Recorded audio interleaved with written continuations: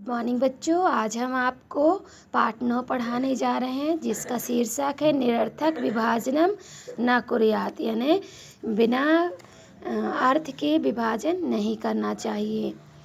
तो इसमें कहानी हम पढ़ते हैं कि प्राचीन समय में एक गोनू झा नामक पंडित था जो मिथिला में रहता था। वह बहुत ही मेधावी था। वह दूसरों के कलह को बड़ी आसानी से बड़ी युक्ति से निवारण कर देता था। यानी कोई भी कलह यदि गांव में होती थी तो सभी लोग गोनू झा के पास जाते थे और वह अपनी सूझबूझ से बड़े आसानी से ही उसका निवारण कर देता था।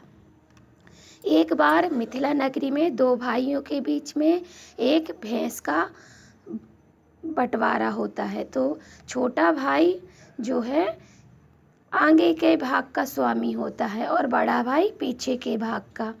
तो आगे के भाग का जो स्वामी था उसे आगे का भाग मिला था और बड़े भाई को पीछे का भाग।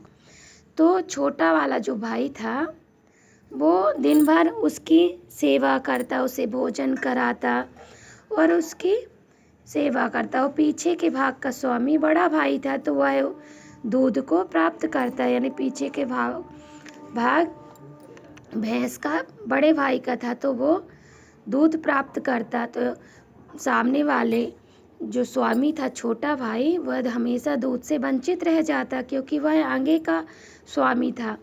तो एक दिन छोटा भाई परेशान होकर गोनू झा के पास जाता है और निवेदन करता है कि कृपया मुझे ऐसा परामर्श दें ताकि मुझे भी दूध प्राप्त हो सके, नहीं तो मैं तो सेवा ही करता रह जाता हूँ, खिलाता पिलाता रह जाता हूँ और दूध बड़ा भाई ले जाता है। तो यह सुनकर गोनू झा ने कहा कि जब भैंस को दूहने तुम्हारा भाई आए तो उस पर बड़ी तेजी से प्रहार करना, और प्रहार करना तो भैंस जो है दूध नहीं दे पाएगी, इसलिए तुम्हारा भाई दूध नहीं ले पाएगा। तो अनुज ने ऐसा ही किया। जब भैंस दूहने के लिए बड़ा भाई आया तो उसने जोर जोर से भैंस पर प्रहार करने लगा और भोजन भी उसे नहीं दिया।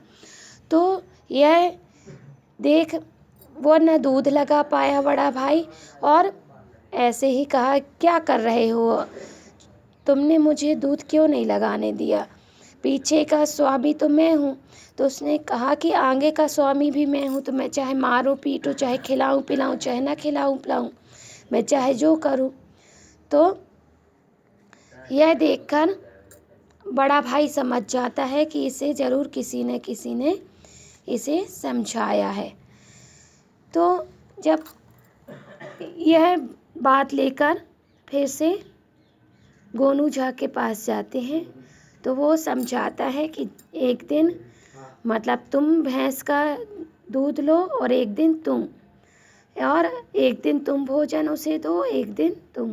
तो दोनों के बीच में निपटारा हो जाता है कि एक दिन दूध बड़ा भाई लेगा और एक दिन छोटा भाई, और एक दिन भैंस की सेवा बड़ा भाई करेगा, एक दिन छोटा भाई।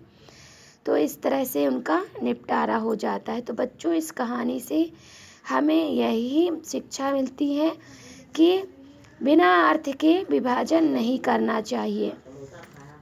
तो इस कहानी से हमें यही शिक्षा मिलती है कि जिस विभाजन का कोई अर्थ ना हो ऐसा विभाजन नहीं करना चाहिए।